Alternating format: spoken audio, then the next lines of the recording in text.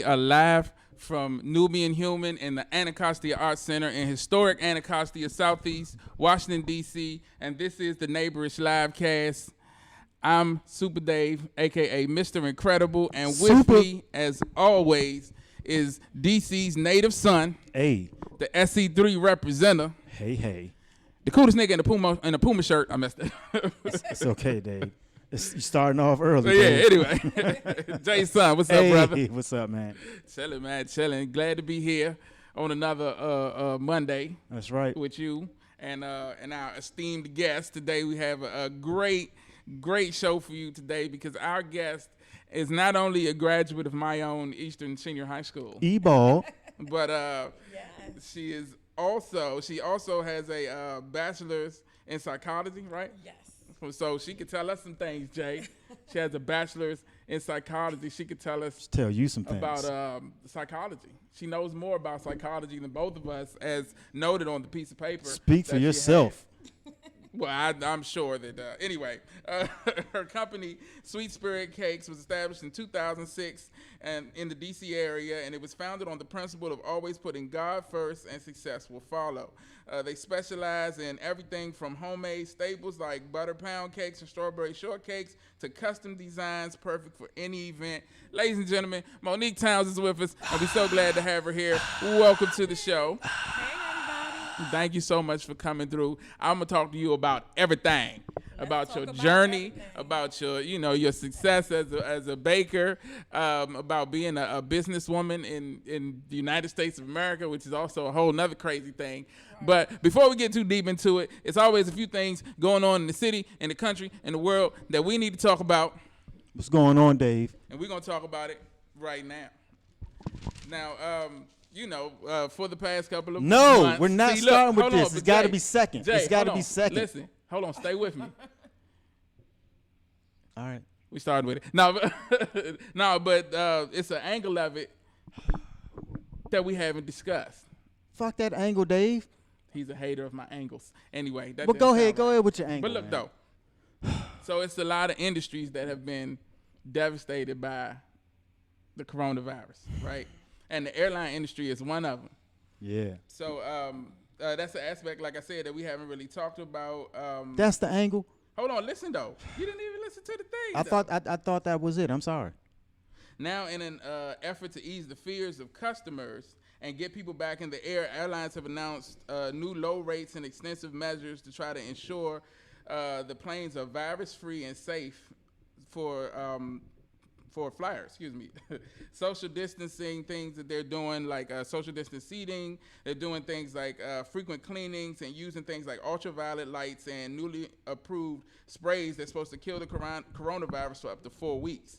Now, airline representatives have said that the planes are clean and safe, but the issue is trying to get over the public's fear of flying and get them back in the air. So my question is, would y'all do? I know you've done some flying.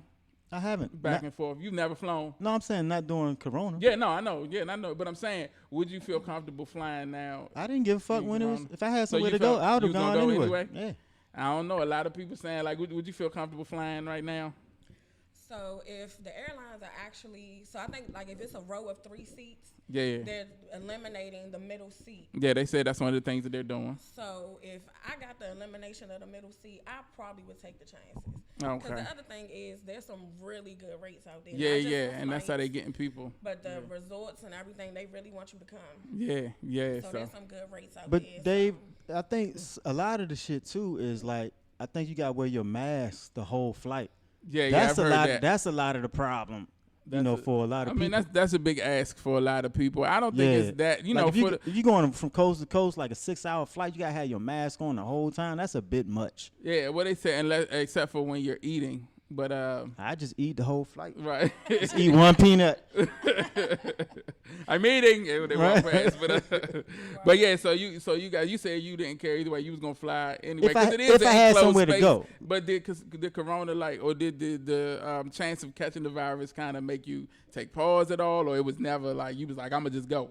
Whatever happened. It depends on like the need to travel. Like I wouldn't just go somewhere like to have fun, like vacation. But right. if I had a check to go get, or if somebody had an emergency or something, that wouldn't prohibit me You know, Okay. like I'm still very, taking precautions and all of that. But I'm just saying it depended on the need and desire to get somewhere. So that just hadn't presented itself. But not just chilling like, yeah, let's go to the beach. Like, nah, I ain't doing all that. I mean, some good rates on the beach right now. But Nah, I mean, I but ain't rocking I like thought so. I thought I was gonna be the, I thought that y'all was gonna be because I'm like, nah, I ain't getting on the plane, not until Well, that's good. stuff clears up. But yeah. So the next question was gonna be, what do you feel, they need to do to make it safe for you to be comfortable flying? But nothing, because you're already comfortable. Mm-hmm. And I don't think it's too much more that they could do. Now, the one thing that would prohibit me Okay. is I got to quarantine 2 weeks when I get back.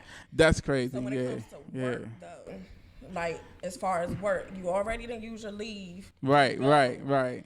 And now, do I got 2 more weeks of leave if That I got to can't work use from to home quarantine. Right. to then quarantine? That's a great question, and that was also a question that came about when the mayor and different areas put out lists of places where if you came from that place you would have to quarantine. Yeah. Because and it's not just going there and then coming back, but people actually coming in. So can you imagine coming from one of those, like if you're coming from Maine, which is one of the places that was on the list, and you come to DC for like a business trip, before you do your business, you got to quarantine for 2 weeks.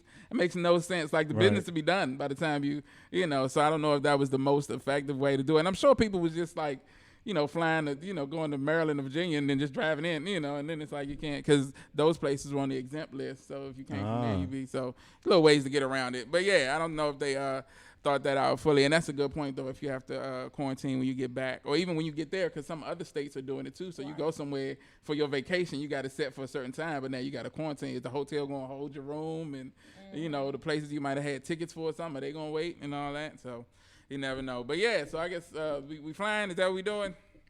I mean, I'm going to set up a trip for us. We all going to go somewhere. I ain't flying unless I have to be somewhere. We'll make sure it's a check-in. Which is rare. I rarely have to be somewhere. Right, you know what I'm right. saying? But I'm just saying that If it was a wouldn't necessity. prohibit me from, getting to where I need to go. 'Cause I just Understood. take precautions. Like I ain't gonna be like willy-nilly. Like definitely had a mask on and Right. washing all the stuff they say do, still doing all that stuff. But it's like if it's an urgent need, it's not gonna prohibit me from getting somewhere. Right. So you would wear the mask for the 6-hour flight? I mean, if like I said, if there was an urgent need, like if there was an emergency, or it's like if there was something that I had to get to, and that's what they were asking. It's like I'd do it, but just to go and not acknowledge all of the precautions and all of that, and just like, I ain't gonna wear no mask. Just like how they got them people in the country that's just like, it's just you taking away my rights. Yeah, invading my civil rights. I ain't that dude. Really, white people? No. But you know what I'm saying. But like You I said, worried if I about really civil had to go rights. somewhere, I'd get there. Right. What Understood. if this thing drags out, like, That's a to, good like, question next too. year? Right. I mean, same rules apply. Same rules apply. You just going, okay.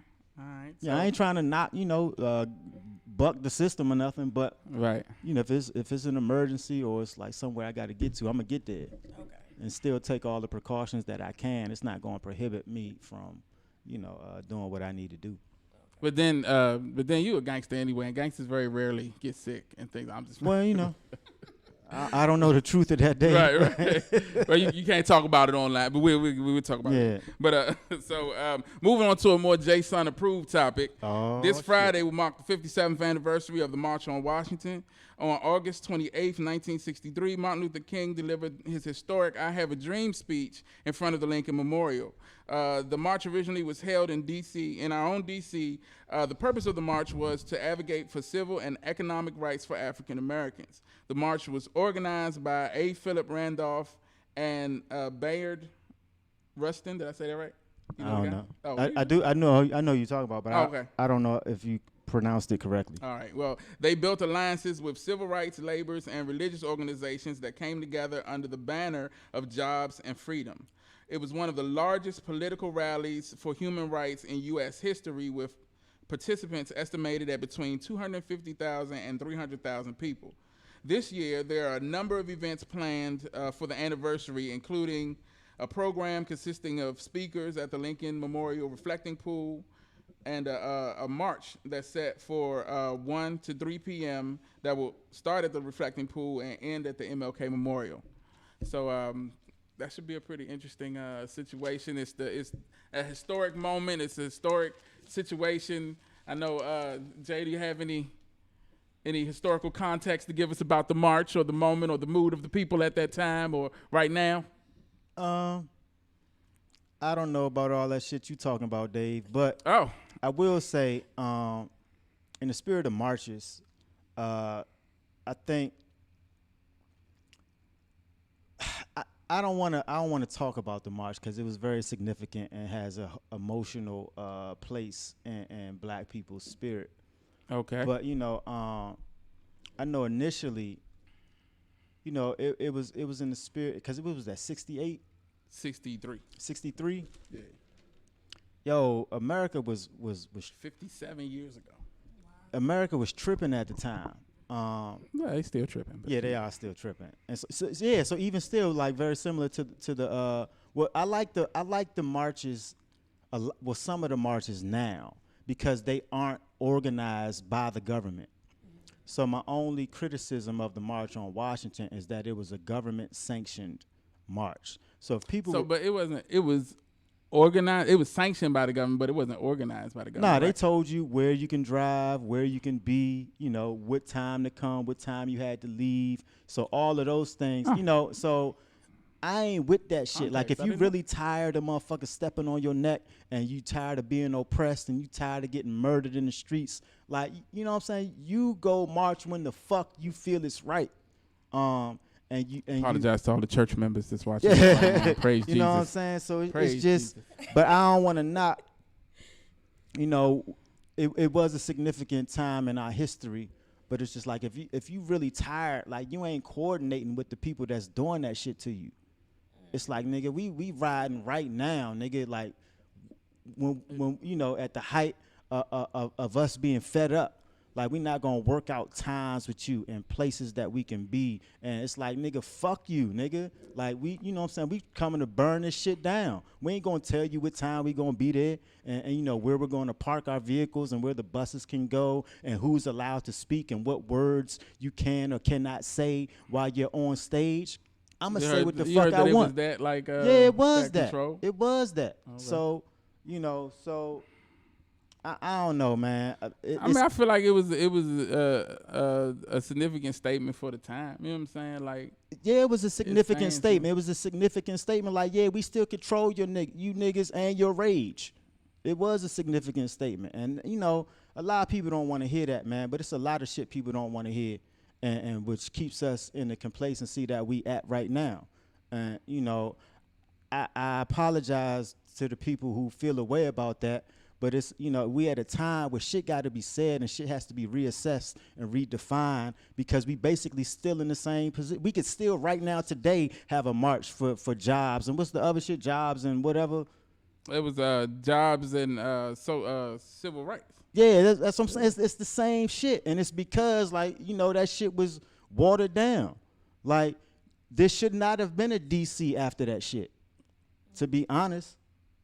Well, I mean, but I'm sorry, Dave. That's a bold opinion about the whole situation. I feel like the cultural significance and not taking anything away from and I hate that it sounds that way. So forgive me. I'm just channeling ancestors who still have that spirit. I don't know if that's necessarily my subjective thoughts and opinions, but I'm obligated to convey a spirit of resistance until we get ultimate freedom that's not watered down and it's not censored by people's emotions and feelings. There are people who want complete freedom, like nothing short of that shit. Don't tell me what I can say when I'm on stage. Don't tell me what time I can be there. You know what I'm saying? But I don't want to disrespect the people that it affects and holds a place in their heart. This is not that. So please don't take it as that. Again, I'm just trying to convey that spirit and that energy that is the balance of, peaceful demonstrations and all of that shit that hasn't worked. Well, all right then. So let me interject because I feel, Jay, very much. But just taking from a piece of what you said as far as controlling back then, as far as like where the buses could park and all that kind of stuff, I really feel like if something like that was to happen today, like literally today, while it's the coronavirus, we would still have those restrictions. Right, exactly. But it's now controlled by something else. I mean, but we still have those restrictions in general. But here we have this pandemic that then, who knows, as far as like where it came from, that it would then be that controlling device that they would use. Yeah, it's always going to be a controlling device as Right. long as we are considered second-class citizens by the Constitution, by the state. Well, that's an awesome segue into anything else except for this stuff. No, I'm just kidding. No, but no, it is an interesting segue into the next topic that I was going to talk about.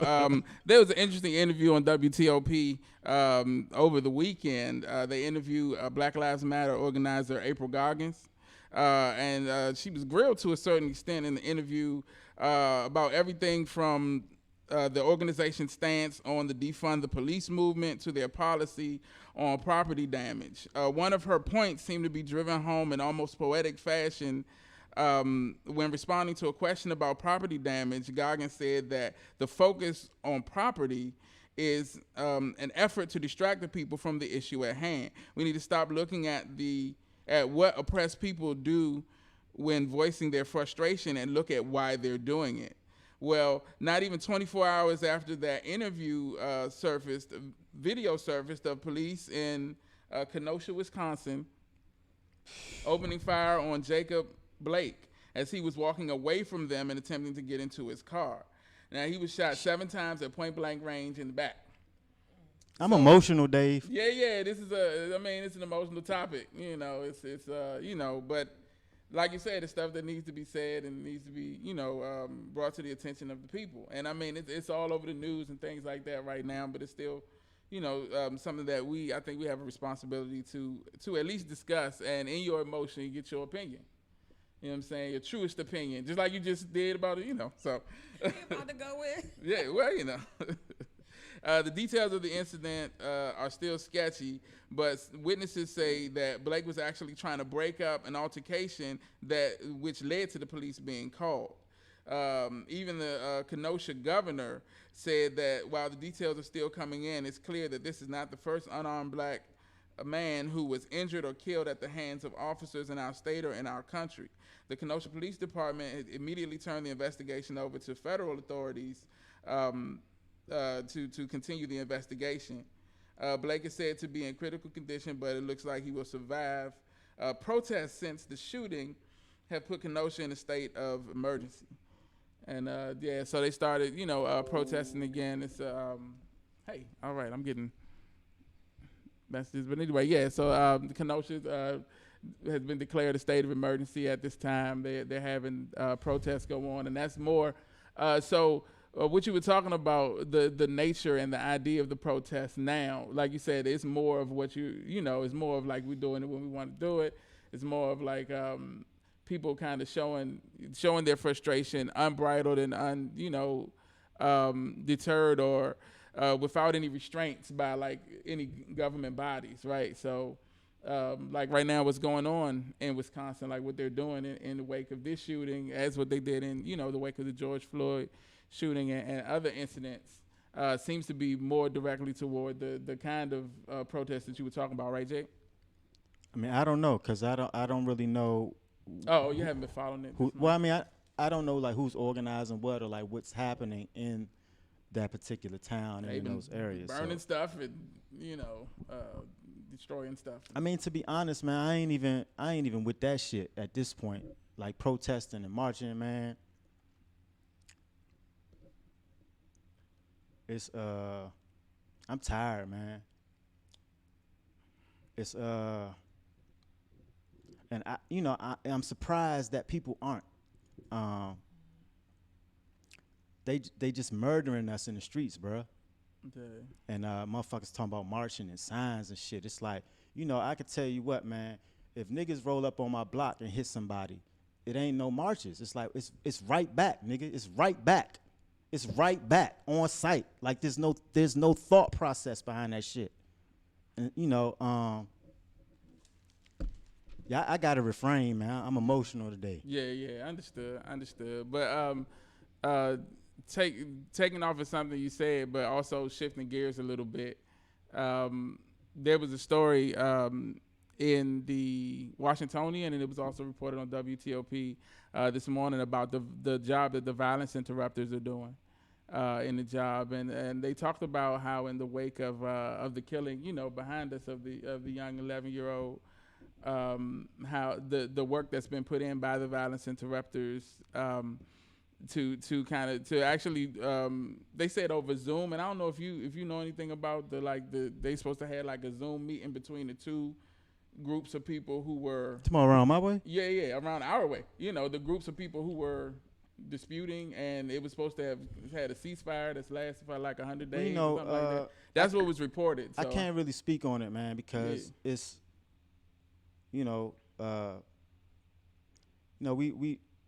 we know all the parties involved, you know what I'm saying? So I don't know what these interrupters are doing, but, we out there. And we've been organizing ourselves. So I don't know what the people that get the grants and funding are doing. But those of us who are from that community and have been out there, every week, I don't know what's going on, that's on WTOP and on these news stations, because we still out there, and it's real to us. And so we've been organizing ever since then, and we've taken the kids on different trips. We going on a different trip. Matter of fact, this weekend we going to the Black August pilgrimage down in Richmond, Virginia. This past weekend we went paintballing. The weekend before we had a little basketball tournament around there. Weekend before that, we brought the moon bounce out there, and all the time in between, man, we able to mobilize these young men, and we got them studying things and learning information and creating community and fellowship amongst each other, and we getting resistance from the owners of the property. So it's strange. It's strange, but that's not deterring us, because that's because they just see how we look. They see how we look, and they don't understand like how we can be so organized and be so effective and being positive. So they've never seen it before. So I don't fault them. Yeah, it's just they didn't know what to expect to see, people that look like us being so concerned and so structured and so effective. So they don't know how to deal with that because they ain't never seen it before. But I don't know what's going on. And the effort that you guys are making is something that should be celebrated and exonerated, or not exonerated, what's the word I'm looking for? Right. But celebrated to a certain extent. But I mean, can you talk a little bit about the motivation and the idea behind the trips, behind the interactions, behind the intervention that you guys are taking part in? Like, where did the idea come from, and what's the motive or what's the goal? Well, to be honest, man, the goal is complete liberation, and Cedar Gardens, it has a history of greatness, man, and this is the first time, that someone like has been murdered like that around our way, and we felt, because when we was out there, like we was beefing and shit, but if we saw kids or elders out there, that shit was on pause. It's like, it's like, all right, nigga, wait, I'm gonna fuck you up. But it's like it wasn't on site. Like it was rules of engagement.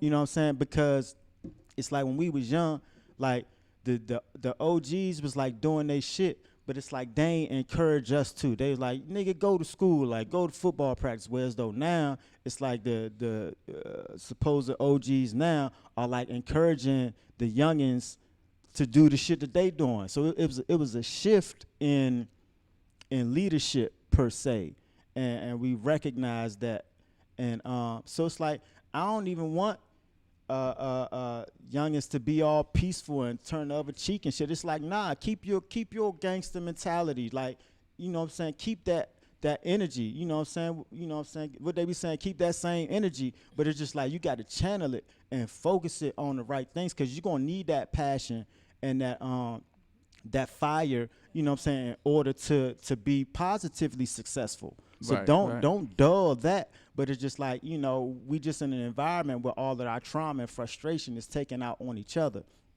So to answer your question, man, it's just we trying to redirect like these youngins we working with are powerful, man, and I'm inspired to see these young men so smart and so beautiful, these beautiful young men. And they so powerful, man, and there was nothing there to harness that energy in that community that we, so we felt, because, after Day got murdered, man, like all of the OGs and shit called on the phone and talking to me, and they was just talking. Then they was like, what should we do? I was like, we need to meet, and everybody just shut up. Like it wasn't nobody really trying to do nothing. You know what I'm saying? Like people was mad and upset and wanted to talk and vent, but I was like, yo, you know what I'm saying? And so eventually, some of the generation that came under me was willing to put the work in and come out there every week and meet with the families and meet with the youngins and try to instill some pride and history and culture in them, so they know what they could recognize their own light, because we could recognize it, but they haven't recognized it themselves. So when you speak of like the goals and like why we out there, it's because we recognize the greatness of these young men and women in this community, and so our goal is for them to recognize the greatness that we see in them. Okay. Yeah, definitely, man. That's I think it's a powerful thing coming from people who they saw in the same place that they were, because it's different when it's coming from even like the rappers and stuff, because it's still a disconnect, of what they see and what they live. So when they see people who live what they live, and that message is coming from them to redirect that energy in a more positive way. Yeah, because and that's what we was trying to tell the property owners, because they call us like loiterers, and they say, oh, it's not young men out there. I was like, yeah, I mean, we old men. Like, what does it, what I'm saying? They trying to label us as like criminals, and we out there doing work to help the community. So it's a strange resistance. It's like, yo, but you know what I'm saying, you allowing all these outside organizations to come in your community. These youngins don't see them every day. They see us every day.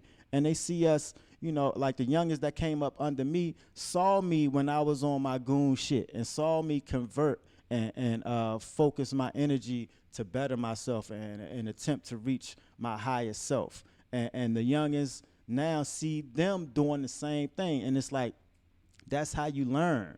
You know what I'm saying? Like, you get the most influence from your peers, not your teachers, not your parents. But after you get like a certain age, like that pre-adolescent age, you get the most shit that you learn from your peers. So if they could be out on the block and see, young men and young women doing the right things, they gonna follow that shit because it look cool.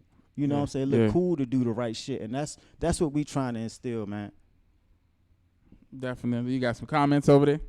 Anything you want to share? I guess Marvin Gaye says there are two basic temperaments, order and chaos. Unless one is ready to be murdered by the slave patrol, this is not a time to resist the slave patrol. Okay. And yeah, I don't really unite with that shit, but I appreciate the comment. Right. You know what I'm saying? Like, and it's like the young man I'm working with, man, one of the words I use to describe him is fearless. You know what I'm saying? So there is a demographic of people who are scared of the slave patrol, but then there's a demographic who ain't. You know what I'm saying? So it's like, it's a balance, and I think you need both sides. I think you need the people that are scared, and I think you need the people that aren't scared. Okay. So I don't think it's just one way to move, especially when you're dealing with a like multi-layered situation like oppression and white supremacy. It's like a whole bunch of different, spots you need people in position. Right. Yeah. Yeah. So just moving on to this last topic before we get into our interview, and that's why I was kind of segueing talking about. I know you be bringing guests in the midst of our craziness. Well, sorry, Monique. I didn't know it was going to go. But I'm glad that it got that deep, because it's real, conversation, and that's what we hear about. Yeah. Right, yeah. She's Yeah, this is a psychology major. Okay, yeah. So she probably knows what I'm analyzing you going through right already. now. But she'll have a Thank session you. after. Thank you. Right. They're there. But yeah, segue a little bit into we had discussions on here about the balance in music. And I think there was a music video that came out this weekend with Pharrell and Jay-Z. Have you seen it? The entrepreneur joint, yeah. Yeah, and it was just, oh, you haven't? Yeah, you got to check it out. It's an interesting, and I thought that it would be interesting to talk about just because we and you specifically have talked about the lack of the balance in in music and the positive imagery that has been missing in today's popular music, and it's evident in the influence that it's had on a lot of the younger people. We were talking about the and I'm not gonna get too deep into talking about it, but the WAP song, and it actually debuted at #1 on the Billboard charts. Did you hear about that? That makes sense. So, yeah, and I mean, I was having this conversation this morning, and the person I was having the conversation with was adamant about that I was being negative about the song, and I'm not. I told her, I was like, I completely, like I said before, I completely understand the appeal of it. Like when Lil' Kim Hardcore came out, I was a teenage boy. I went to get it immediately, and it had nothing to do with the music on it. It's sex sales, period. I was the opposite. I hated that she was portraying herself that way. But I was there for the tracks and her bars. I was like, yo, you was, but you was in a different, you were old, you're older. Yeah. So, but at that point, it wasn't none of that. Right. She's half naked, and I'm all about it. I want to be a part of whatever she's doing. I'm a supporter. But yeah, so with that being said, I definitely understand the appeal and Cardi B actually spoke to. Actually had a valid point. She did an interview last week about it, and someone was asking her about the influence of her music and the lack of balance and the lack of the other side of that being shown. And her response was basically that people are hypocrites because they talk about how much they want that, but her song is #1. It's people talk about how much they want and need it, but they don't buy it. Like it doesn't make money. It doesn't proliferate in our community. So it's hard to argue with that logic, but I mean it doesn't negate the need for the balance. And so I just thought that was a large step. And I think that Jay-Z has always been the type of person, and Pharrell to a certain extent, that kind of to be more about action than words. So putting out something to kind of be like, okay, instead of talking about the lack of balance, let's put it out there. And they have the visibility at this time to be able to do it in a way where it's noticed. Because that was the question of that piece was there's an issue with visibility. Like stuff like that is coming out because Cardi B even mentioned there are artists out there that do positive music all the time, and so there's a balance, and she talked about the balance, and it was a little smarter than I thought that she was. Shout out to Cardi B. But anyway, but yeah, she talked about the balance, and but it's not mainstream, it's not pushed to the mainstream. And so something like the video that Pharrell and Jay put out, or even some of the positive rap that she spoke about, that's so necessary. Like, why is it not breaking through? Why is it not seen, by the masses more, or even responded to as well by the masses? Because it's put out in the same platforms that the other music is put out, but we tend to gravitate toward.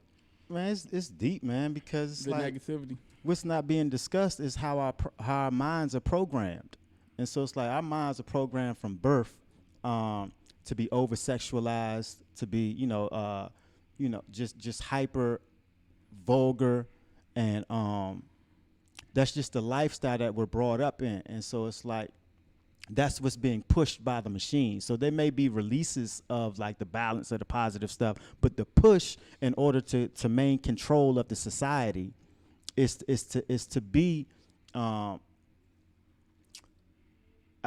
led to what you feel you like. You know what I'm saying? It's like I mean, it's deep and it's hard to It explain. is. It's It hard is. to explain, but I just think I wanted to get Monique's opinion a little bit, just from not only from a psychology standpoint, but just your personal opinion on the situation. So, but my question, so you said, so I didn't see the interview in reference to Cardi B. Right. And she was saying, she said that people are releasing, the positive music. But my question is, who's backing it up? So if you know Cardi B or whoever knows that this music is being released, are you backing it, putting it out, promoting it, saying, hey, go follow this person, go listen to it? Because just like sex may sell, and I may be prone to be a Cardi B fan and listen to everything she say, or Jay-Z, whoever, Right. but are you pushing that person? She using her platform to. But also, would you then drop a bar or whatever, or lay a track on that person's music? That's a good Because question. then that's the other part. As far as me pushing it individually, it also is who am I collaborating with? Supporting who you, yeah, Right. yeah. I don't want to be with that lame. No, man, that's no, but yeah. I mean, it's a good question, and I mean, I just thought that it was an interesting. We've talked, like I said, on many occasions about the balance and the lack thereof in music for today. In these times, how it's not really there, and it's there, but it's not really pushed or not really seen. And I wonder if it was even pushed, like how effective it would be. You think it would be effective? I think it'll be like anything else. It'll be effective for a moment because everything fizzles out, over time. It just depends on the push. Yeah, I think there's a lot of truth to that. I think even the whole, Cardi B, the whole over-sexualized thing, even though just because sex is such a prevalent selling point, that'll be there for a while. But her moment, is going to be there for a while, and then it'll be another person, because for a while it was Nicki Minaj, and then it was her, it was Miley Cyrus, and everybody, So, I mean, it's always somebody else. So, yeah. So, with that being said, let's get into this interview. Hi. Right. How you doing? I'm good. Before we do, I see my co-host over there. You look like you're brewing, man. You got nah, anything I'm else? just You good? getting a lot of You comments good? over here. Oh, okay. Anything you want to share? Or I mean, I don't know. It's a lot anything- going on over here. Anything relative to the conversation that you want to share? Well, brother We love the people. We want to talk to the people. Bob and Marvin. Oh, he's on the old topic. The former young brother of Wisconsin wasn't scared, but now we speak of him in past tense. Was he wise? I guess. I mean, to be honest, Bob and Marvin, it's like we must have came up in a different environment because murder and death was a constant in my upbringing. So my life has been threatened several times. So there's a different approach to quote unquote fear and when it comes to liberation and revolution. So I respect your position, but I think you should respect other people's position.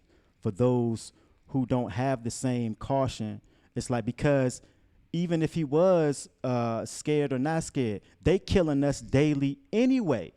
Yeah, So I you don't can know sit if on, fear you is know what I'm even- saying? You could be on the sidelines and be peaceful all you want. That doesn't stop them from murdering us. So, I don't understand what point you're arguing. It's like we could be passive and, holier than thou and all of that. That doesn't stop them murdering us. And so, so we would be speaking about him past tense either way. If he was non-resistant, if he was resistant, if he was scared, if he was fearless, either way, that doesn't stop the machine of their daily job of murdering black people. And moving on, mainstream. This is Fruitfit. The main. Yeah, I seen she liked a couple of things on it. The mainstream industry doesn't want to portray true black goddessry. It all sadly makes perfect sense. That's right. And I agree, Fruitfit. And then Shout out to Fruitfit too. She'll be back with us soon. yeah. I thought I was going to get to meet her. And Yeah, then, we thought. It's the situation is kind of changing at this moment, but she's working on getting better, getting back with us. She's dealing with some health issues right now. And the But last she'll be back statement soon. is Baba Marvin again. He said, "Why scared or fearless? He's dead now. Who has benefited from his fearless Did approach?" he pass away? I didn't, because He somebody didn't. else said that. He didn't. And Just he's relax. The There's a last lot I going read on was with a critical condition, Right. but that he was going to survive. Why scared or fearless? He's dead now. Which he's not. who has benefited from his fearless approach to our divided efforts? Yeah, I mean, you don't know unless you're in his community. Like you don't, That's I guess, a deeper conversation. Yeah, I know. Yeah, right. More Yeah. Specifically, is not the best way to go into this interview. But thanks, Jay. Yeah. That's Shout all out I'm to saying. the commenter, though. Yeah, I appreciate just wanted to you. get the comment section. Yeah, definitely. Yeah, some love. Yeah. So we do have a comment on your live stream. Oh, okay. So this I'm supposed to have that up here so I can look at that. Look, you on him with it? We about to hire you. Yeah. We need you to. So I'll read it because this is one of my friends, Joseph. What up, Joe? Oh, sorry. Go ahead. In reference to the music, he says, I think that we have always been polarized between sex and positivity. I think that we have to do our best in our homes and neighborhoods to encourage stability when able. That's true. I do. Yeah. I will say that I don't want to portray sex as negativity necessarily, but the over sexualized nature of the music. So I know what you were saying, but yeah, it has been like and that's what we talk about is. The balance doesn't only have to come from the music itself. It should come from, because I talked about how even though I rushed out to get Lil' Kim, and I also listened to things like Bone Thugs and Harmony and Dre and Snoop and stuff like that, I never wanted to kill anybody. Right. I've never been that mad. I wanted to punch a few people in the face, but that was on some different stuff. But I've never wanted to, murder anybody. I never wanted to rob nobody. I've never had an inkling to do any of that stuff. And I bet you wanted to get some cheeks though when you listen to that hardcore. hardcore. Yeah, that's a whole different influence. Thing. That's hormones, though. But I say all that to say that is directly attributable to the job that my parents did in having me understand the difference between entertainment and reality, and that there is a line, and that 9 times out of 10, the people who are saying the stuff that I'm watching haven't even done it themselves. They'd probably be in jail. Right. Yeah. But I think that the lack of that kind of caused this vacuum where everybody's believing it. So they're trying to live up to this person who's lying about with it, Right. And so that became a big issue. But the balance is necessary, and it has to come from. He's right. It has to come from also. It can't just come from the music industry. It has to come from in the home and, what you're seeing on a day-to-day basis. So, shout out to Joseph for rocking with us. I'm trying to get us up here, get the live stream up on my phone so I can Shit, we talk got to Monique. some You don't need your Oh, little yeah, she's going to hold good. it down. He's hired you officially. So, welcome to the Neighborish live cast. I'm sorry we had to go. Well, I know. I'm sorry. It was a good conversation. You've seen the show before, right? Thank you so much. Okay, so she knew what she was signing up for. I knew what I was signing up for. But I do want to say I appreciate your contribution to the conversation, and adding your opinions. It's definitely helpful and valued, and we appreciate that. Thank you. So now let's talk about you. Let me turn my attention to you specifically. Hey, how you doing? No, but so I want to go back. I want to get the whole picture, the whole story of your journey. So I want to start with when you were younger and in school, and people would ask you what you want to be when you grow up. Do you remember what you would tell them? So probably I went through a couple different things that I wanted to do. Okay. I think the typical, I used to probably want to be a doctor or something. Now I will say, at one point I wanted to be like an artist. Okay. I was totally into, what was his name, Bob? That used to be on PBS with the with the afro. Oh yeah. With the, influence. What's his name? I know. Bob Ross. Bob Ross. Yeah, with the happy little trees. Yeah. Right, yeah. Oh my God. And so I love Bob. Bob would say, Bob Ross was dope though. He was dope. He would be like, He over was here in the dope. tree, there's a little bird. Right. He make you there's see a the little whole bird. vision, right? I know. And so I did used to want to be an artist. And Right, so, right. Even though you want me to go through the whole thing, I will say don't that when have I to go through the do whole cakes, I look at it as art. I was about to say you are an artist. I'm looking Yes. at them cupcakes and they look like a work of art right there. So I do always kind of look at a cake as my canvas. And That's so, dope. That's dope.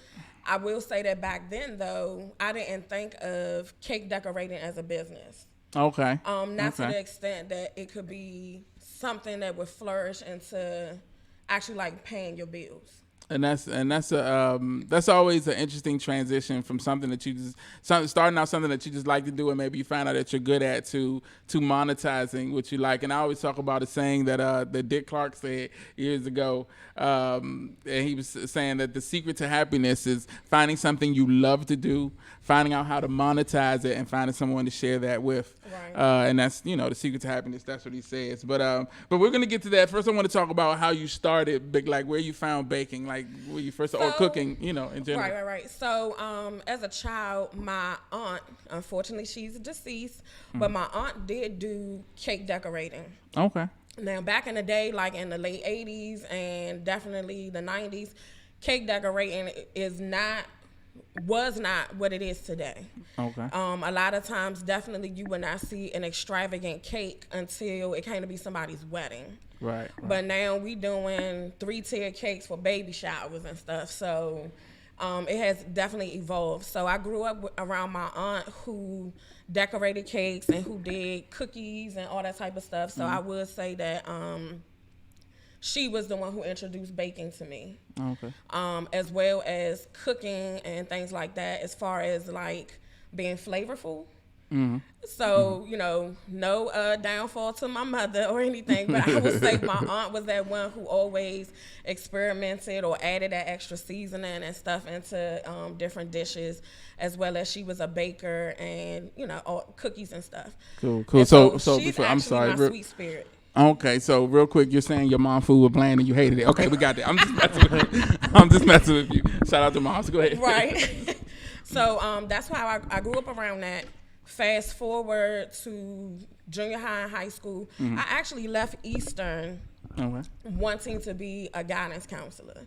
And it's funny that when Nicole was on here, y'all talked about Miss Sharp, but I want to say my guidance counselor was Miss Walker. Okay, and so I wanted to be like Ms. Walker, but I also was in the Health and Human Services program, so we had some different teachers and stuff too through that program. Yeah. With that being said, I wanted to be a guidance counselor, hence why I went into psychology. Okay. But going through college and everything, I was like, I'm not sure this is exactly the direction I want to go to, because when you do counseling, you take on people's stuff. Exactly. And if you don't have a way to kind of like balance that out for yourself, it's something that can be very hard to carry. That's true. So I went to college, North Carolina Wesleyan in Rocky Mount, North Carolina. Hey. Being a city girl, I wanted to see what the country had to offer. So that's what drove me to go into North Carolina Wesleyan. And I was hoping to get a cultural shock, I'll be honest. Okay. However, anybody that knows me or went to school with me, it wasn't nothing but us down there in North Carolina. Yeah. It was people that I went to high school with, people I went to junior high school with, and I was just like, I DC thought I was deep down in North DC was deep in North Carolina. I say everywhere I've traveled in the United States, I've seen or met at least one person from DC. We be out there. Yeah, we out there. But So, go ahead, I'm sorry. No, that's fine. So after graduation, I actually lived in Rocky Mount probably like a good year, 2 years. Mm-hmm. And so there's nothing going on in Rocky Mount, North Carolina. I love the city. Wait a minute. The whole city is nothing going on at all. It's not too much going on. It ain't in a Rocky party. Mount. It ain't now. Monique, they don't have do you a know Walmart? somebody named Jamelia? Yes. Oh, yes, that's her, Jamelia. She went to college with you. Okay. Cool. So, Small world. So with that, even though I stayed down there, it was nothing going on. It's either you at Walmart or whatever, because everything shuts down like at 10, 11 I know o'clock. they got a Walmart down there. So the 24-hour Walmart is what was popping. With that being said, I took classes for cake decorating through Michael's Craft Store. Okay. Under the Wilton brand. Mm-hmm. So that's where Sweet Spirit Cakes started. Right. After that, I came back home to D.C. City girl was just missing everything about D.C. Yeah. And nothing like the home? business just took off from there. Okay. So that's why I established would be like 2006, because that was when I came back home. And I think probably my first customer came through doing cakes for my nieces and nephews. Okay. Did a cake, and the lady was like, I want that same cake next week. Oh, okay. We'll do this cake for you next week. The same thing. Wow. And it just like took effect from there. That's dope. transition to maybe it's been 4 years. I graduated from Stratford University, Right. which is a culinary school. You ain't know that, Dave. Come So on. yeah, Right, I did. right, Hold on, right. because I had a question about Okay. that. Come on, man. My research is on point. So I was going to ask you about it, but first I want to go back and ask you the moment, because there's a lot of people who, and I think there's a few things about your journey that you've already talked about that are interesting that I want to touch on a little bit real quick. So, first of all, there's a lot of people who are in careers or in the pursuit of certain careers, like you were with being a counselor, studying psychology, things of that nature, and they start to get that feeling like, you know what, this might not be what, but I mean, sometimes they're nervous to kind of move off of that path. Sometimes you put so much into it. So what was the motivation for you to step away and say, let me look into something else? So outside of my 9 to 5, I then and still now was doing the cakes on the weekends. Okay, so you're always doing it. So it was kind of like okay. a side hustle, Right. And then turned into business and something that's still growing. And so it just, like I said, I want to say it just fell upon me as far as cake decorating is concerned. Yeah. It wasn't that I didn't like my 9 to 5, because I still, other than the fact that it pays the bills, I do still enjoy my full-time job too. Okay, But it's not that. So when you get into working, a lot of times the job just want to know you have a degree. Right. And that you have that discipline, and that if you went through that discipline of getting a degree, then they look at you can apply that to this job. That's true. Yeah. And so for me, the fact that I had a psychology degree, it didn't matter. It was the fact that I had a degree. Right. And so once I got into government contracting, I kind of then navigated on my own and made those connections to then have my career, my 9 to 5 career. Okay. So I would say it like that. Okay. I hope I answered And the also, question. definitely. And so, making that transition from the social or the counselor to because I keep thinking psychology, Right. and making that transition. At what point did you decide to focus more specifically on the baking? Because, like you said, you wind up taking a cake decorating and pastry. Oh, so at Stratford? At Stratford, yeah. So, So I think just like literally watching other people, watching or realization that this is somebody's whole life. Right, Either cooking, as far as culinary is concerned, or baking, and like they're thriving at it. Right. But I'll be honest with you, because I do want to have a brick and mortar one day. Okay. With that being said, watching those cooking shows where, the restaurant rescues and stuff. Yeah. And these business owners have these restaurants and know nothing about restaurants. Yeah. They know nothing about, what's going on the back line, going on in the kitchen. They know nothing about the serving. And I was like, okay, I have to go to school so that I can learn all this stuff. Right. So that I can understand what's going on. And so one great thing about Stratford, like we talk about pricing, all of my chefs, that when I was in class with them, they gave us that insight, while we're learning how to create a dish. They're telling us, okay, if you have a business, X, Y, and Z is cheaper to go this route, or how would you price this plate out, type of deal. Right. Okay. And so me wanting to be a business owner, I want to still have that insight and then not be taken advantage of, me trusting a chef or trusting a manager who say they have experience. Right. So that was also one of my drives to go to school, but it's something I totally miss. I loved it. Okay. Yeah. The Stratford experience? Yeah, the Stratford experience was good. Definitely in the kitchen with the different chefs that I had. Yes. That's dope. And you came out with that, and it's interesting that you took the initiative to do that, even though your business was already up and running, because the business started in 2006, and you didn't start Stratford until... So probably like 2015, like probably the end of 2014. Right. And like you said, looking at the shows like the Restaurant Rescue and stuff, the people that really know nothing about it until somebody like that show comes into their life, they're oblivious to the fact that they don't even, of the stuff that they don't know, but to, understand it and take that deeper look at it and say, okay, this is stuff that I really need to get a grasp of the entire situation is huge. And I think it's going to be a huge step forward for your business and everything that you're doing. It's amazing. You're awesome. So let's move on. No. So I noticed in your mission statement on your website, it says that, and I read it in the intro, that your business was built on the principle of putting God first and success will follow. How instrumental has your faith been in like the whole process of starting your business and getting it to this point? So I think if anybody who truly knows me, they know that I love to pray. I always have that communication with God, like, what is it that God would have me to do? Anybody that, well, I can't say anybody, but the Bible teaches us to put God first in everything that you do. And so if you put him first, or you're praying about something and I'll say consulting and just saying to God, like, what direction should I go with this? Depending upon your relationship with him, you're going to hear from him, or he's going to tell you, do this, do that, or you'll get that inkling like, okay, this isn't something I'm supposed to do. Right.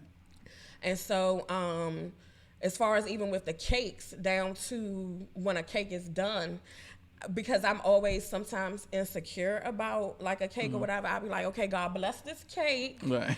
But I also pray for my customers, bless whoever comes in contact with this cake. Right. Because you just never know what people are dealing with, period. Yeah. That goes back to the psychology. Yeah. You never know what somebody is dealing with, what they're going through.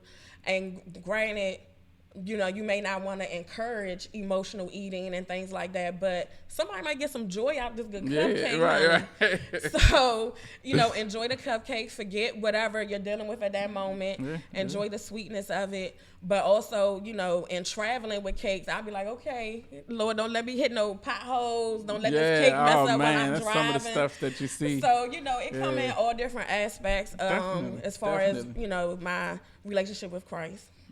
Awesome. Yeah. So, that's interesting. Some of the stuff you watch, some of the big competitions on TV and stuff, and they always say those issues with moving, the elaborate pieces and stuff. So, speaking of the competitions, you've been in a few competitions yourself. Yes. That McDonald's cake that you did was amazing, and I just wanted to tell you that it's pretty dope. Didn't it win something? Did you? So the competition is not over yet. Oh, it's still going on. It's still going vote? on. You can still I'm vote. finna vote. Y'all go vote. Tell them where they can vote for the cake and see the pictures of the cake. Okay, yeah. So yes, it's been about 2 weeks now. Okay. That 2 weeks that I gotta go vote, but go ahead. Sorry. 2 weeks that I was notified about the competition. So I knew nothing about this competition. Knew nothing about this page on Facebook, which is called Amazing Cake Ideas. And their page is on Facebook.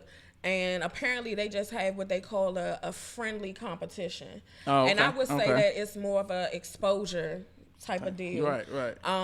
So there's no monetary anything of value attached to it. So if anything, bragging rights, something you always add to your resume. Right. Yeah. And so I got notified on my cake page, and this guy, random guy, I have no clue who he is, was like, I think your picture was entered into this competition, follow this link. And I was like, what? And so followed the link, kind of debated on posting it, because I was just like, I need this to be legit. I ain't trying to have nobody get no spam, nothing like that. Yeah. And so the category that I was entered in is called the Artist of the World's Most Wanted Cakes. And so my cake is on page 5. Yeah, y'all check it out. Picture number 20.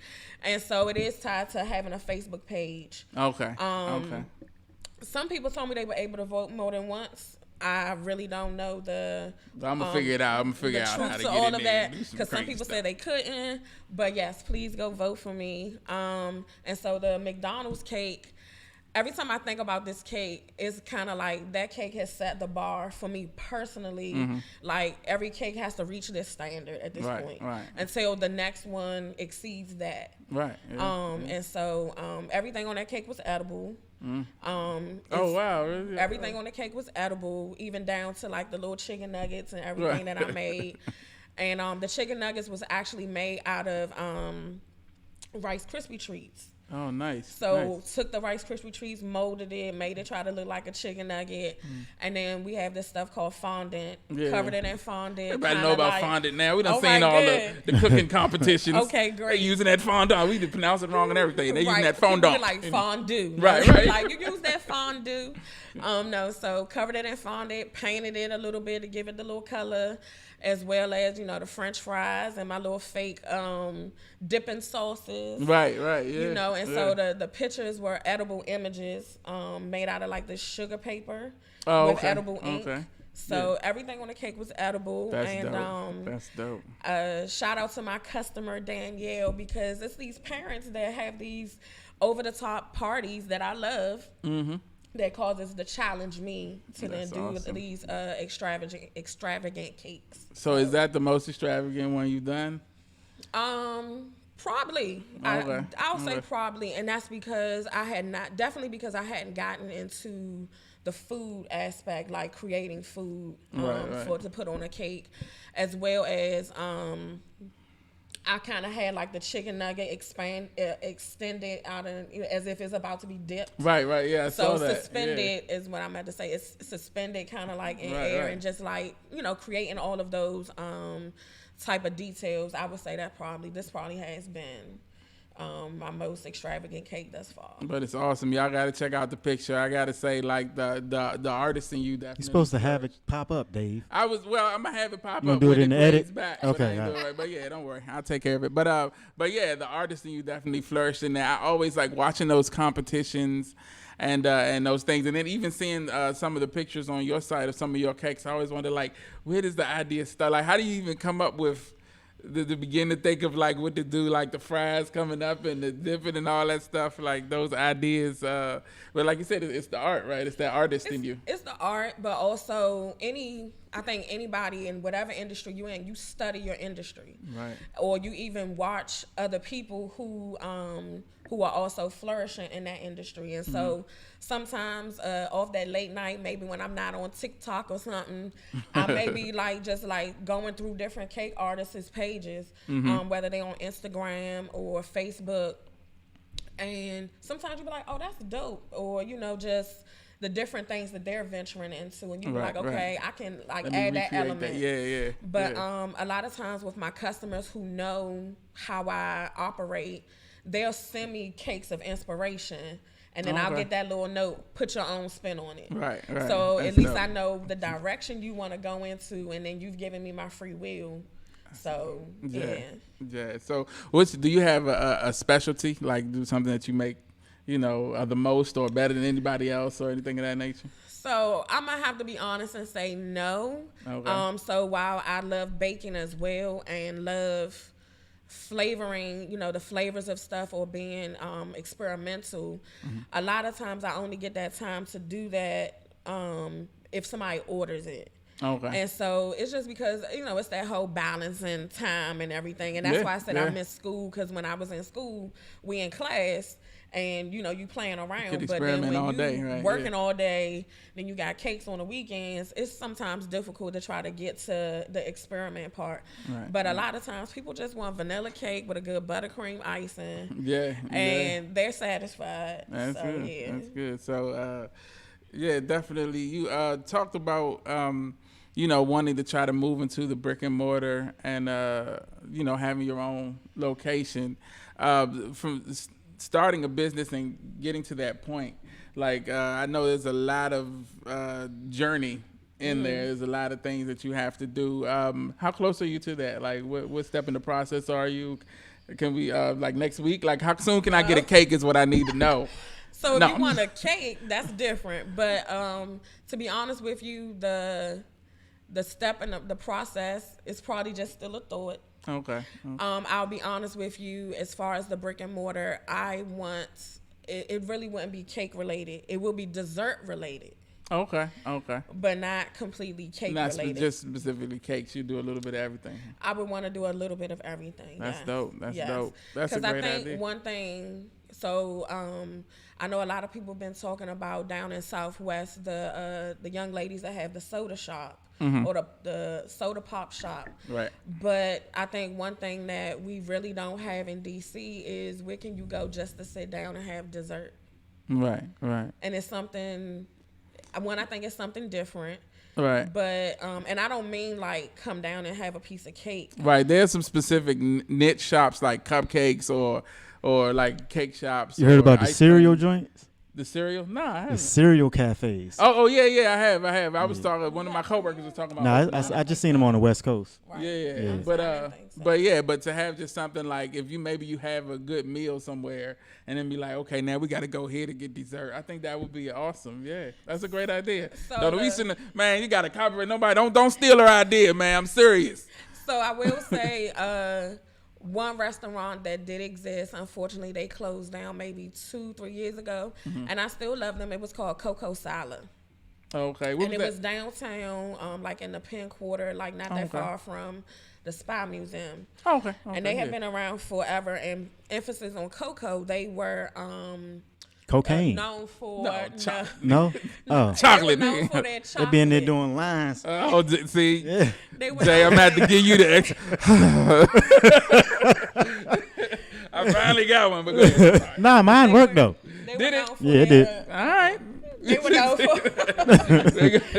ahead. they were known for their chocolate, and so Okay, but this was right. an establishment you could go to and just have dessert. Nice. And they nice. had like 3 courses of dessert or 5 course Oh wow, of dessert. of dessert. Wow. So you could get a hot meal there, something savory, but if you wanted to just come for dessert, that was something that location allowed you to do. Yeah, okay. I don't know what happened with the business because I loved it and supported them definitely in their chocolate making, but I don't know what happened that they ended up closing. I want to say it's been about 2 or 3 years now. Okay. But Well, they yeah, have been open like 10. that's a dope business model. I definitely think that's something I that have a question. could flourish. Go ahead. So, Uh-oh. these cupcakes look delicious, right? Yeah. But me and my whole family, like my family has a history of like high blood pressure and high cholesterol and diabetes. So it's like we can't eat this stuff. What do? Nothing. We just got to go to another. I mean, and not to, I'm gonna let you answer, but you know, I was diagnosed. Yeah, with that's why I was like, diabetes. good luck with these, Dave. But it's more about like, see, they have to sell it to you as an illness so they can sell you a cure. The truth is, you have the power to cure anything. Yeah. You know, and Because I don't not have any of FDA that approved, stuff. so But I had to change my diet though. So Yeah, in order to definitely. heal And that's myself. what I was about to say. Yeah, so it's like That's what I was about to say. It's all about the change of your diet because all I did was stop. Like my biggest issue and the reason I was diagnosed with diabetes was because of my diet. Like 'Cause you I was would eating in the this. hold on though, but in the morning I would go to work and my breakfast was a Mountain Dew and a honey bun. Yeah. Every That'll do it. morning with no fail. That'll do it. Right. So and I mean and it was when you're younger, you have that, that illusion of immortality that, you can do. I'm gonna be all right. I'll work out next week, And so but, after I just had to change my diet. And so now I just drink a bunch of water all day. My snacks are different. I'm not always getting candy bars and stuff. I'm eating like popcorn and maybe like honey roasted peanuts or something like that. But I said it to say I changed my diet enough to the fact where I can have a cupcake and it not affect me negatively. Like that's done it and you. checked, If I ate that blood shit, my sugar. levels would Well, I mean, skyrocket. but that's what I like. Once I changed my diet and even started being more active, I don't even the first few months I worked out heavy, but after that I was like, man, but I just I'm more active, but I can eat stuff and I would check my levels and it would still be steady. Oh, yeah? So yeah, it's more about My shit. your intake and stuff. But really, if you eat one thing, it spike for you. Well, I guess because I work out all the time, Yeah, and so I your don't body's ever already- deviate from my diet because of the health scares that I've had. Understood. You know what I'm saying? So it's just the mentality of like, yo, it's not even worth fucking Yeah, with yeah, my definitely, shit because being in them hospitals and Yeah. just having having to write a will and all of that stuff. that I got long-term memory. You know what I'm saying? So it's not like I don't never lose sight of when the doctor was like, yo, it's either enjoy what you're going to do or that's it. So it's like I've chosen like, well, it's not that important to me. But it's like I don't want to miss out like on all the but I guess it's not really fun. But I mean, I'm just saying like to get a brick and mortar, that seems to be the wave now. Like being healthy and trying to stay alive because there's an attack on our health. There's a $1 billion industry in us being unhealthy. So there's a wave of consciousness about what people are eating, what people are intaking into their body. Like me, like I haven't even eaten a sweet in years. And I don't really have a desire. Right. But it's like, you'll come around like, oh, I want to support. But it's like, it's nothing that I could get. You know what I'm saying? Yeah, and that's interesting to me that it's not that changing your diet didn't affect it because it affected me like immediately. Like I said, when I went back, they was like, well, yeah, I'm fine. It did affect my diet because they told me I had to take medicine for the rest of my life. Yeah, I was like, never took the medicine. Yeah, because they gave me the joint. I was like, yeah, so when does it run out? And they was like, what you mean? I was like, what you mean? They was like, what you mean? I was like, what you mean? Like, when does it run out? They was like, nah, nigga. He must have went to the CVS or nah. Alabama Avenue. What you mean? Yeah, exactly. I did. That's where I did pick up my prescription. I did pick it up from What you mean? But at the same time, I was like, oh, okay, it's that serious. So it's like now I ain't even intrigued by sweets. Like just because I just remember the hospital and you know what I'm saying, the like basically the ultimatum of survival and shit. So it's like it changed my mindset, not just my diet, but my mind diet. Like you know what I'm saying? It's like so it's like that. Look, we went off on a whole tangent. But the question is like how could someone like me support without eating sweets? So you could buy for someone else. But I can't do that. I ain't trying to kill him either. Well, they gonna kill him, and that's the thing. It's not the sweet. It's the intake. It's the amount that you intake. Okay. So you can still get somebody, a cupcake. I mean, that's not because it's never the food. McDonald's is not the culprit. They're not. It's your, it's being pushed on us as something you should eat every day, and that's not what it is. Just like this is not something you should, eat every day, but you can indulge and enjoy the sweets. Like Jamelia said, me too. My body put me in check real quick. So it's like, people are real mindful of their diets now, and it's like, apparently my scare was different than yours because I am not fucking around because you know what I'm saying. That shit was real. And it's like, well, you have to be diligent. And I got children and shit, so I was like, yo, it wasn't even important to me no more. Like, you know what I'm saying? So it's like, I don't know, but it's like I want to support people, but at the same time, like I couldn't get this for my children. I couldn't get it for myself. I couldn't get it for like anybody in my family. But it's like, I still would want. You could do what you want. I'm just saying, like I've studied health too, Dave. Yeah. Yes, I think so. Yes. I don't know, man. I'm saying I, Jay Son, think so. I'm not saying that's the truth. That's what I want you to believe. On cupcakes, bro. Yeah, I am. Yeah. Like, but let me put a lot on cupcakes. Like let me be me. I'm not asking you. I'm not asking you to take my belief and believe what I say. I'm just saying I'm speaking from my perspective, from my family. You know what I'm saying? And if these issues need to be discussed because we have a chronic problem in our communities that hasn't really been discussed. And so it's like more to do with moderation, but let's let our guests answer. Let's get back to our we'll have this discussion later, Jay. So no problem. I understand where he's coming from. So first I would say moderation, but also in just supporting anybody. You guys supported me by bringing me on here today. So, and putting that just me personally out there on Front Street, just to your viewers, to your supporters, as well as my business. But also, when it comes down to the dietary side of it all, I will be honest first and say that I have not formulated or played around with other recipes as far as it being sugar-free or gluten or vegan, but those Nobody type wants of that stuff. Go but ahead. that stuff does I do. My exist. kids love that shit. They love gluten-free stuff. Yeah, because that's all they want. That's what they ask for. But go ahead, Monique. But then, so the other thing though, like depending upon the household that you're raising your kids in, if you haven't introduced them to sugar, and you just introduce them to gluten or vegan, then of course that's all they know, and they are going to get excited by that. I have some friends that I would tease them all the time. The husband and the wife was all about sugar, but they didn't raise their kids on it. And so when they did, what they did for their kids would be like vegan, or it would be like zucchini bread or something. But also I will say, it reminded me, sitting here listening to Jason, I was reminded that back when I first started, so I want to say maybe around 2007 or 2008, I had a manager on one of my jobs. I'll be honest, I cannot recall what condition his daughter had, but he had, she definitely couldn't eat dairy, and she couldn't have whey. And so with the whey, you had to then be careful with certain flours and everything. And so, but this guy wanted that normalcy for his daughter.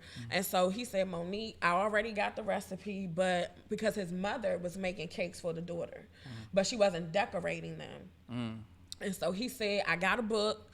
The book has the recipe. Just follow this recipe, come up with the icing, and decorate these cakes. And unfortunately, him and I lost contact, but I want to say for at least 2 or 3 years, I had the business of this guy making this cake. And granted, I can't remember what it tasted like, but it was because that's all his daughter knew. Right. Yeah. And so she was really young, like maybe 4 or 5 years old. Okay. And so like, you doing substitute with like almond milk or something like that. Then you have almond flour, but unfortunately if somebody has a nut allergy, then you have to find the flour and there's stuff out there formulated. Yeah, there's stuff for everything now. It's stuff formulated to handle the dietary issues.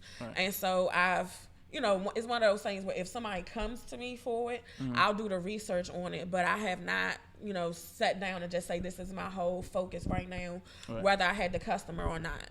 Yeah, and I just asked because you speaking of brick and mortar, right? And so I'm out all of the time with my kids. And it's like we're out and like, oh, daddy, I want ice cream. But now when we go to an ice cream shop, like there's dairy free ice cream. They're just options because the culture now is just looking for alternatives due to health, due to allergies, and so that's what brought it about. Like when you speaking of like eventually moving into a brick and mortar. Like, you know what I'm saying? Because, like, me and my kids, we're still able to do all of the regular stuff just because now businesses have incorporated those type of options for families like mine. And, that just makes your business more successful to have those options. So that's what brought it all up. Because it's like, damn, I really want, but I couldn't give those to my kids. But I was like, oh, but if you got a store and we came into your store, like we would just have to walk out like, oh, damn, we want to get you something. Right, yeah, that's all. That's what the question was really based on, yeah. All right, nigga. No, no, it's a valid question. It definitely is. Yeah. And we appreciate your input, kind of, Jay. Always, sometimes. Oh, Jamelia says she got an illness where if she eats too much salt, she loses her hearing. So it's like, it's a lot of people. Wait.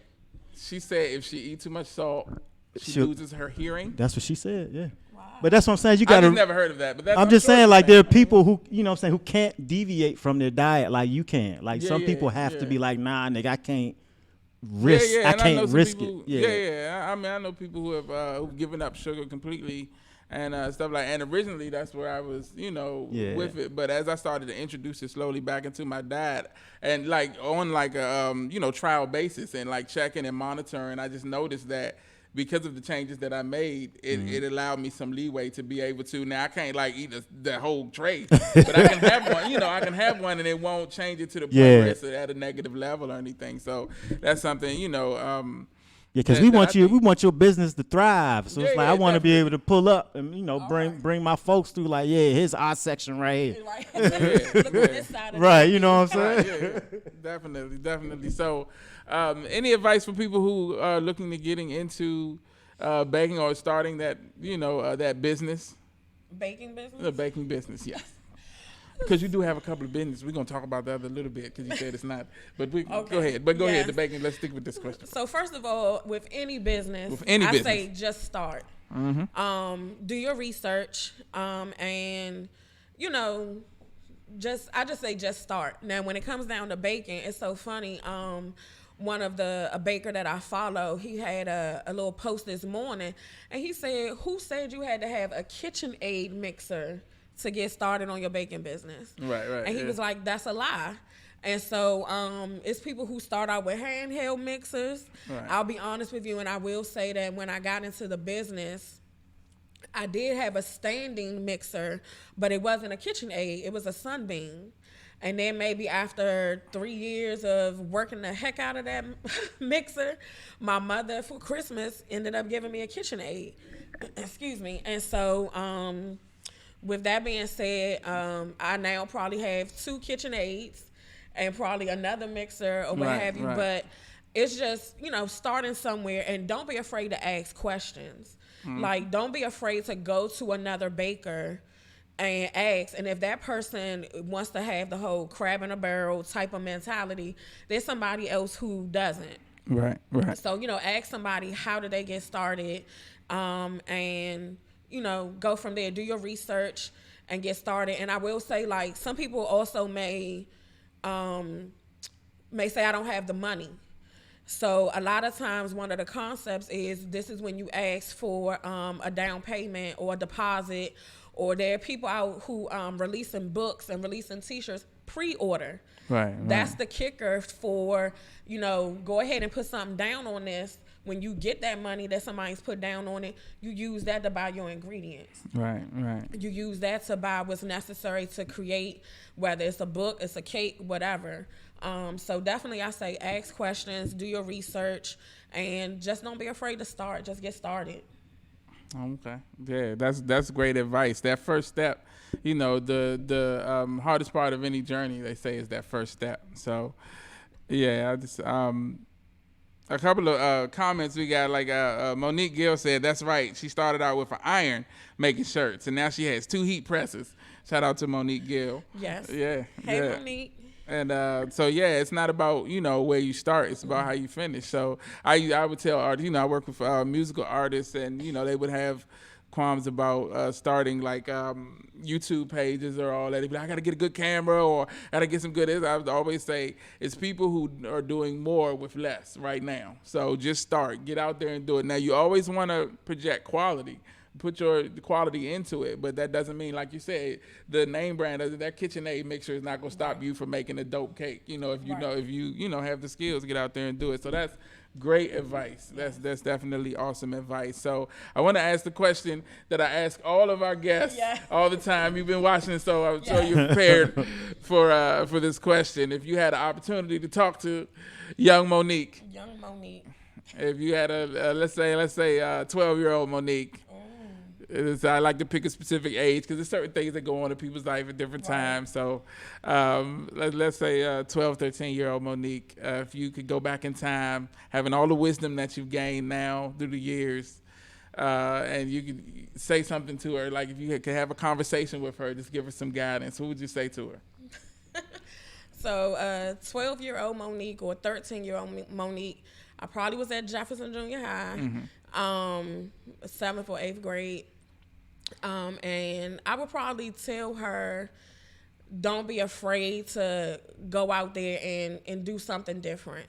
And I say that because I didn't always go outside of my norm or always accept a challenge, or I wasn't that kid that was in one of the little groups or clubs or anything like that. I went to school, maybe hung out with a couple people and came on home. Right. I will say that I did grow up, 1 in the church, and then 2, I was in Girl Scouts. Okay. So I will say I attribute a lot of different stuff to Girl Scouts and different opportunities through them. But I would just definitely tell her, don't be afraid to do other things, speak up. Because a lot of times, a lot of kids don't realize that they have a voice even at that age. Right, exactly. And sometimes we're either like quieted by our parents, don't speak unless you're spoken to, type of deal, or you're afraid that if you are outspoken, that you're going to get in trouble. Right. So I would definitely probably tell her, speak up more, and, definitely accept the challenges and go out there and, do something different. Right. Yeah.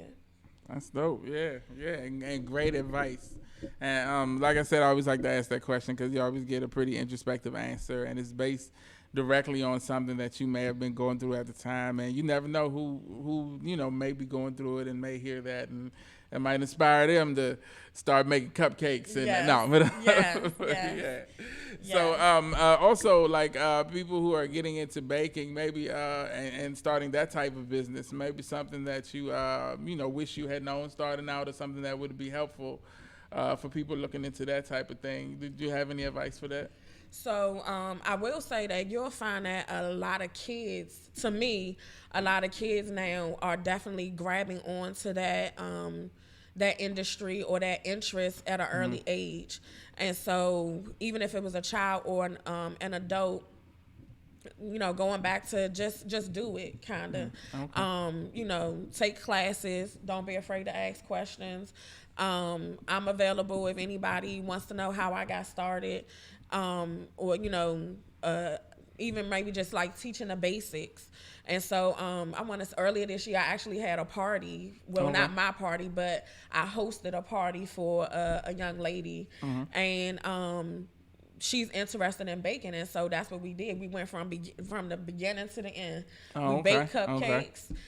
The kids had a hand in the baking in the mixing process, and then we decorated. And I Nice. think that's what the kids love the most anyway, Yeah, as far as yeah. the sprinkles and rolling fondant Yeah, and making yeah. decorations. And so definitely, and then even like to parents, if you see your child just has this interest, period, whether it's baking or whatever, do your best to try to cultivate that interest and help plant that seed for it to grow and flourish for your child. Definitely. We talked a little last week about parents kind of being nervous and coming from. We were talking about, the counselor, not being as supportive, and that coming from that place of fear. But like I said, I think that's not even as prevalent anymore. Like now, a lot more parents are pushing their kids to follow their dreams and and to pursue these different avenues because you never know what's going to be that thing that's going to set you up to be sustainable for life. And yeah, man, we got to get you a brick and mortar, man, get you out there. So if people want to get a cake or cupcakes or any I wanted to say something like delectable delicacy or something like that, but anything, any of your stuff. HU. But so where can they reach you? How can they get to you? How can they get some spirited sweets? Sweet Spirit Cakes. Sweet Spirit Cakes is the Yeah. name of it. I knew that. I was trying not to look at the thing. I should have looked at it. Go ahead. You're My fine. bad. You're fine. So I have a website. It's www.sweetspiritcakes.com. Also on social media, Facebook, it's Sweet Spirit Cakes and then DMV at the end. And on Instagram, it's sweet_spirit_DMV. I'm sorry, Sweet Spirit Cakes, and then the DMV is at the end, but it has underscore between each word. Okay. And definitely reach out and see what I've been working on, and place an order on the website. I have an order form, so place an order on the website, and I'll be reaching out to you. Bet. Yeah. And if they want to follow you on social media, but you gave the Instagram and stuff. And then my personal stuff is under my name, Monique Townes. Cool. So, yes. And that's what people could ask you questions about baking and starting businesses and all that. Yes. Cool. Yes. Cool. And Definitely. we'll set something up. All right, cool, man. I Yes. want to try one of these cupcakes, so we're gonna wrap it up. But before Wrap it we up, do, B. Jay, I want to talk. I want you to give us a little bit about the Black Love experience. Yeah, Black Love Experience is happening virtually this Saturday from 5 to 10. And real quick, Baba Marvin, who was speaking, was I guess he made a comment in regards to anger, right? Since we're speaking about Black love. Okay. He said, anger and rage hinders good judgment. That's so. And so I want to be clear that all of my positions in regards to black people and our liberation is all love. There is no anger. There is no rage at all. It's just I just love my people, and I'm here to protect love, and love must be protected because it's important. And I think that will be exhibited this year at the Black Love Experience. My set with Black Alley is at 7:15, and it's like I'm not even really promoting it from an artist standpoint, but I just think there's a energy, a vibration, and a sentiment that is conveyed during my set that exudes love, and it exudes, the protection of love. So that, just to be clear, there is no anger, there is no rage at all. There's only love. But as you know, personally, love comes in different forms.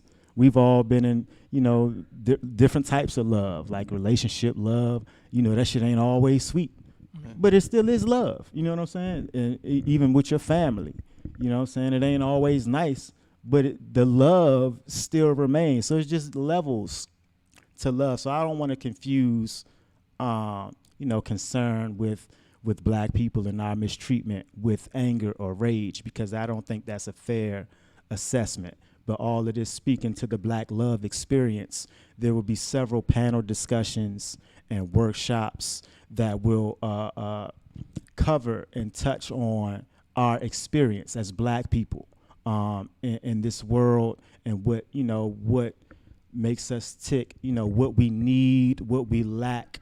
And so I just think the Black Experience team and Nubian Human has done an excellent job in, gathering folks from all over the world, from Africa and Europe, definitely here in the States, from South America, from Canada, all converging this year virtually online to discuss topics that will empower us and, get us some a motivation and mobilization. So I encourage everybody to check out the Black Love Experience this Saturday from 5 to 10.